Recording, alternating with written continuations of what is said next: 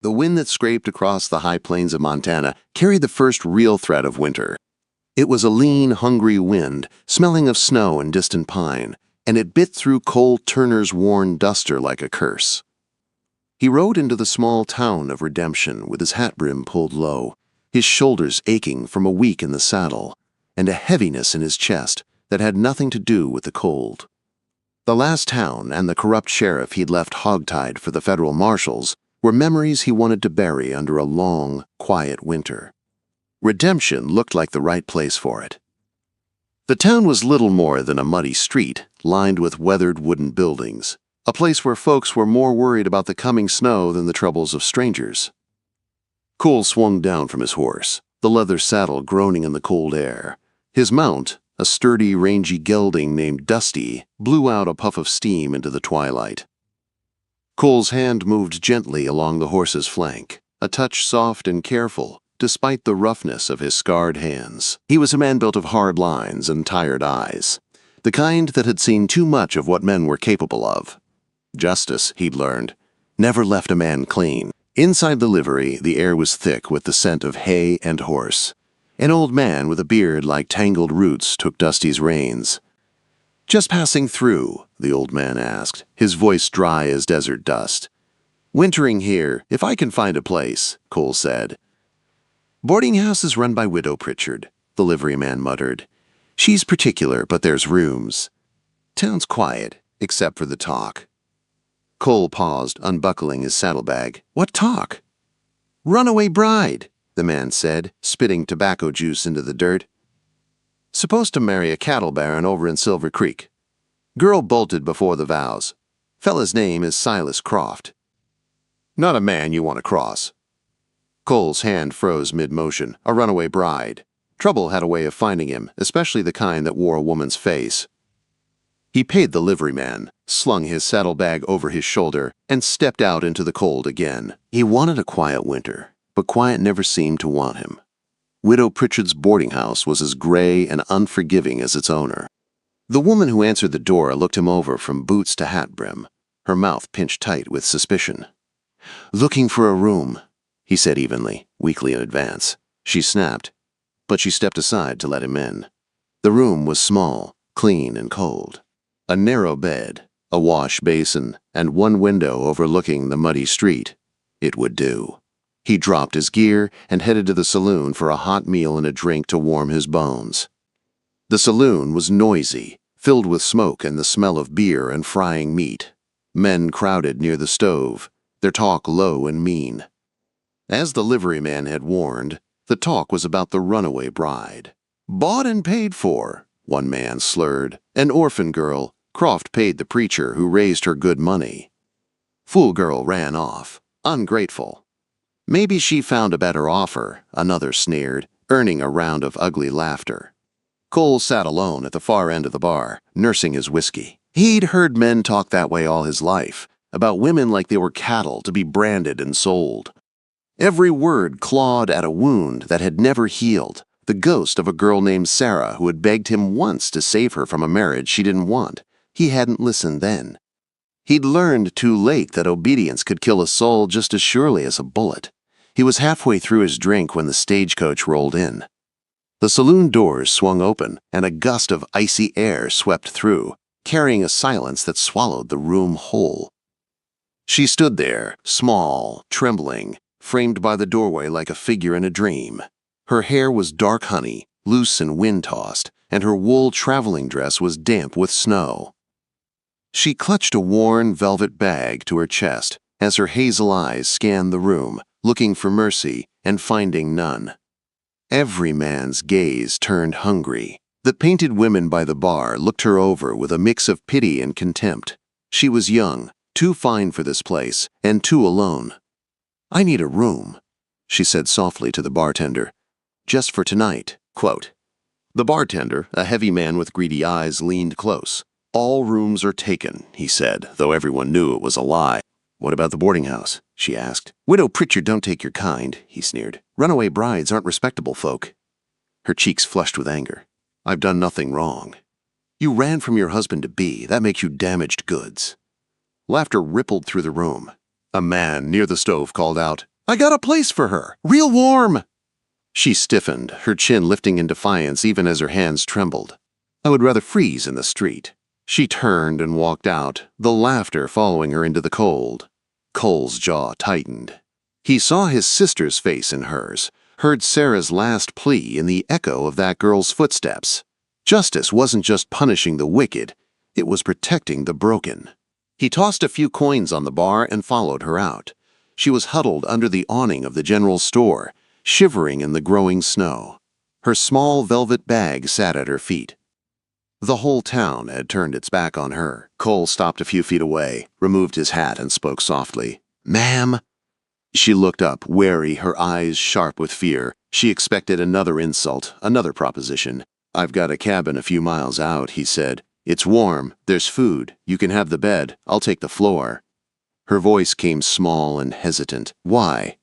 "Because it's snowing. Hard," he said simply. "And no one should freeze on a night like this." She studied his face, searching for the lie. There was only weariness there, and something else. Something like honor. "What do you want in return?" she whispered. The question hit him like a punch. He looked her straight in the eyes. "I don't take advantage of the weak," he said. "You're safe with me." For a long moment she said nothing, the snow falling between them. Then, at last, she nodded. "All right." He gave her space, walked to fetch his horse, and when he came back, she was still standing there, a fragile figure in the snow. He lifted her gently onto Dusty's back, climbed up behind her, and said quietly, "Hold on, it's a rough ride." Quote, as the storm closed around them, the lights of redemption vanished into the white darkness behind. The wind howled through the pines as the snow thickened, swirling around horse and riders like ghosts. Ava Monroe sat rigid in front of Cole Turner, her fingers gripping the saddle horn. She could feel the steady strength of him behind her, the warmth of his chest, the slow rhythm of his breathing. Each step of the horse jolted through her bones. She'd never been this close to a man before. Not without fear, not without wanting to run. But something in Cole's stillness made her feel, if not safe, then less alone than she had in a long time. When they reached the cabin, it stood like a dark square of salvation in the storm, logs stacked tight, a stone chimney rising into the night. A thin plume of smoke curled from the top, the promise of warmth. Cole helped her down, his hands rough but gentle. She was shaking so badly she could hardly stand. "Inside," he said softly, leading her toward the door. The room was small but clean, a single bed piled with furs, a sturdy table, a stone fireplace with dying embers. Cole closed the door against the wind, dropped the bar into place, and moved to stir the fire. His broad back blocked the cold draft as he fed kindling into the hearth. Flames flared, washing the cabin in orange light. She stood near the door, clutching her velvet bag like a lifeline. Every instinct told her to stay alert. Men were dangerous when they were alone with a woman. The preacher's wife had told her that enough times. Cole looked over his shoulder, reading the tension in her stance. "There's coffee on the stove," he said quietly, "and some stew from last night. It's not much, but it's hot." She hesitated, then crossed the floor and knelt by the fire. The warmth hit her face, almost painful after so much cold. Her fingers thawed in trembling fits. "Thank you," she whispered. He nodded once, saying nothing more. He hung his coat on a peg, checked the window, and then began cleaning his pistol, his every movement slow and deliberate, as if he was giving her space. The silence stretched between them, broken only by the crackle of fire and the soft hiss of the snow outside. Ava poured a little stew into a tin bowl. The smell of meat and onions made her stomach twist with hunger. She ate quickly, her eyes darting to him every few seconds. He never looked at her directly, only spoke once to ask, "You warm enough?" She nodded, yes. When the bowl was empty, exhaustion hit her like a weight. Her dress was still damp from the snow. The chill clung to her skin. Cole noticed. He stood and turned his back to her. "You should get out of those wet clothes," he said.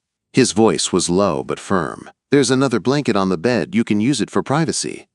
Her breath caught. No man had ever spoken to her like that, with respect, but also with finality. She hesitated, then saw that he had sat down facing the fire, his back turned fully. Trust, she realized, was a strange and fragile thing. She clutched the extra blanket and moved behind the bedpost, her hands fumbling with the buttons of her dress. She changed quickly, every sound of fabric a thunderclap in the small cabin. When she finally sat down again, wrapped in the thick fur, Cole hadn't moved. He was still cleaning his gun, his face unreadable in the flickering light. She stared at him across the fire, the flames painting him in gold and shadow. He looked like a man carved from stone, strong, weary, and quietly haunted. After a long silence, she found her voice. "Do you think less of me?" she asked softly. "Because I ran?" He stopped, the pistol resting across his knees. His eyes met hers, calm but deep, like the sky before a storm. "No, ma'am," he said. "I think you were the only one brave enough to do what was right." Her throat tightened. No one had ever called her brave before. The fire burned lower. She pulled the furs tighter around her and drifted into an uneasy sleep. When she woke, the light through the window was gray and soft. The storm had passed. She blinked, disoriented. The fire was rebuilt, the room warmer than before. Cole was gone. Panic jolted through her chest. But then the door opened, and he stepped inside, carrying a stack of split firewood. Snow clung to his coat and hat. He looked at her, calm as ever. "Mornin'," he said. "Good morning," she whispered, her relief almost making her dizzy. He set the wood by the hearth and began stacking it. "There's coffee. Help yourself." She rose, clutching the blanket around her shoulders. She poured a cup and sat by the fire again, watching him move. Every motion he made was careful, measured. She saw it now, how he avoided looking at her too long, how he kept distance between them, not from disdain, but from discipline. "I can cook," she said quietly, "and I can sew. I don't want to just sit here doing nothing." He glanced at her, his face unreadable. "You don't owe me anything." "It's not about owing," she said quickly. "It's about not being useless." He stopped what he was doing. For a moment, she thought she'd said something wrong. Then he looked up, his voice quiet but certain. "You're not useless." Quote. It was such a simple thing to say, but to her it was everything. The days passed slowly after that. The snow deepened outside, turning the world into a silent white prison. Inside the cabin, a strange rhythm took shape. Ava swept the floor, boiled coffee, and mended his torn duster with the little sewing kit she found in his bag. Cole chopped wood, hunted small game, and fixed the roof when it groaned under the weight of snow. They spoke little, but their silences grew softer. One evening, as she was washing their tin plates, she began to talk, quietly at first, then faster, the words tumbling out like water from a broken dam. She told him about the orphanage, about the pastor and his wife, about being promised to Silas Croft like a piece of property. "I couldn't do it," she said, her voice shaking. "I saw his eyes, cold, dead. They said I was lucky, that I should be grateful, but I knew if I married that man it would kill something inside me." Cole's jaw tightened. He said nothing, just listened, his hands still as stone. When she finally fell silent, he spoke in a low, steady voice. "You did the right thing."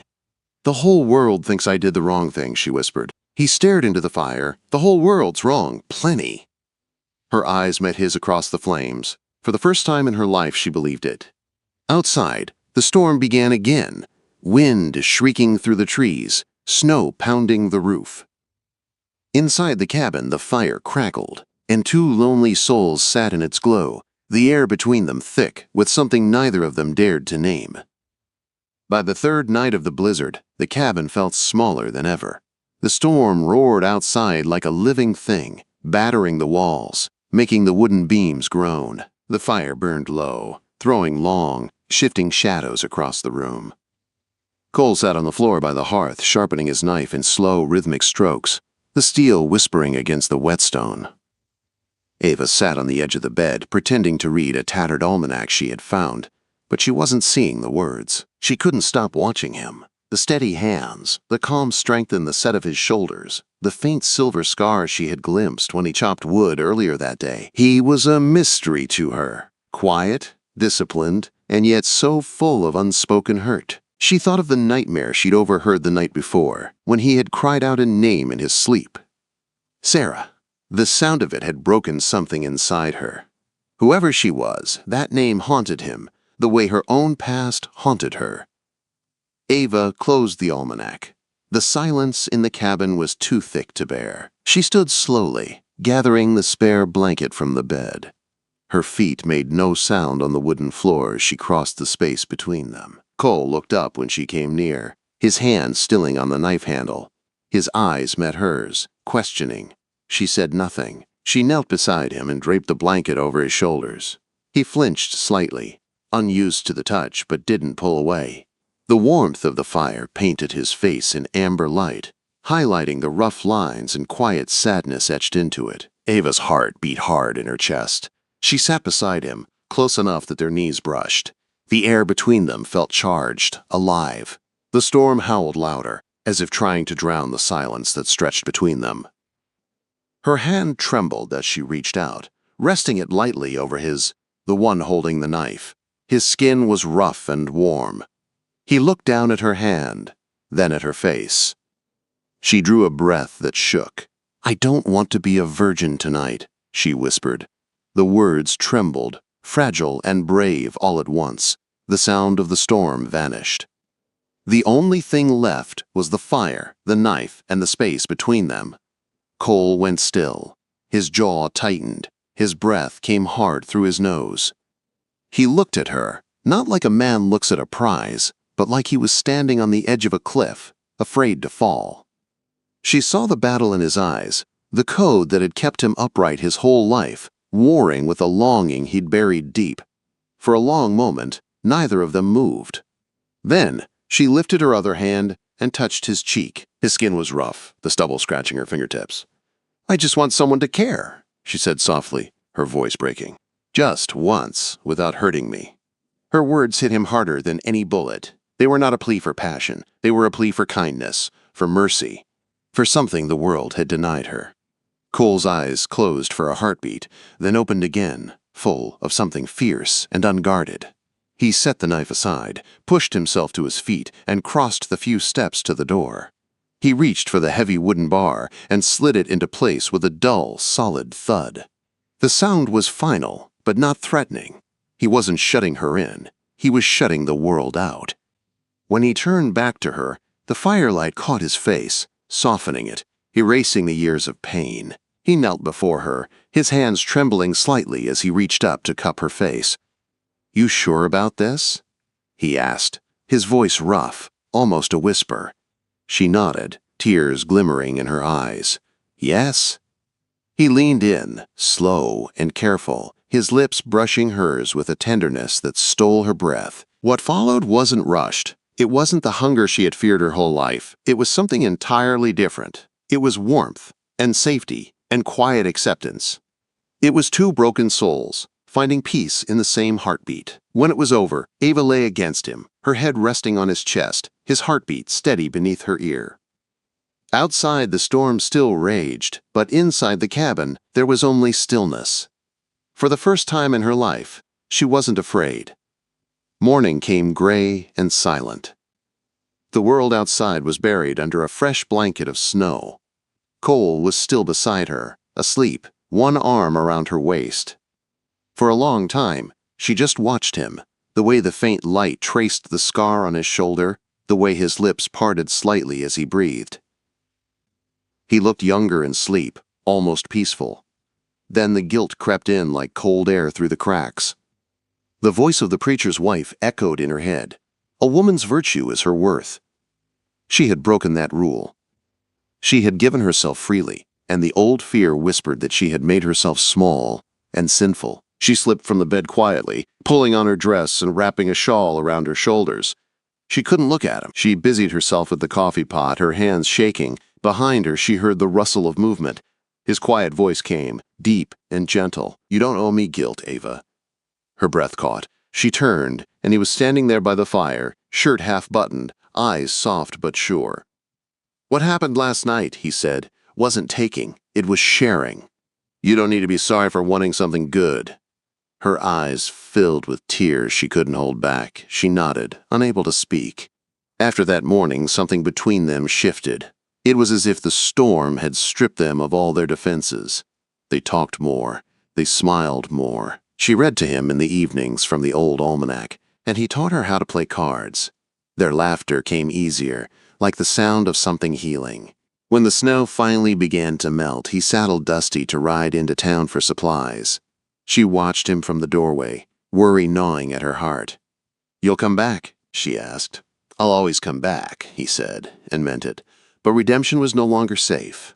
In town, Cole overheard talk of a bounty, a $500 reward for the return of a runaway bride named Ava Monroe. Silas Croft's men were searching every settlement in Montana. Cole rode back to the cabin hard, snow spraying under Dusty's hooves. When he burst through the door, Ava looked up from the hearth, alarmed. "Cole, what is it?" Quote, "There's a bounty," he said, grabbing his gun belt and pack. "Croft sent men after you. We have to move." Fear flashed across her face, but she didn't argue. Together they packed what little they had. As Cole fastened the saddlebags, Ava touched his arm. "You could leave me," she whispered. "Save yourself." He looked at her, his eyes dark and steady. "I already lost one woman who needed me. I ain't losing another." That night, as they rode north under a cold, empty sky, Ava rested her head against his back. The stars stretched endless above them. The world vast and dangerous ahead. But she no longer feared it. Not while she was with him, and as the miles fell away beneath the horse's hooves, she whispered the only truth that mattered anymore. "I'm not running anymore," she said softly. "I'm choosing." Cole heard her words carried on the wind, and for the first time in years the burden in his chest eased. He reached back, his hand finding hers in the dark, and gave it a firm, silent squeeze. Somewhere behind them, the town of Redemption faded into the distance. Ahead, the long horizon waited, cold, uncertain, but wide open. Two souls who had nothing left to lose were finally free.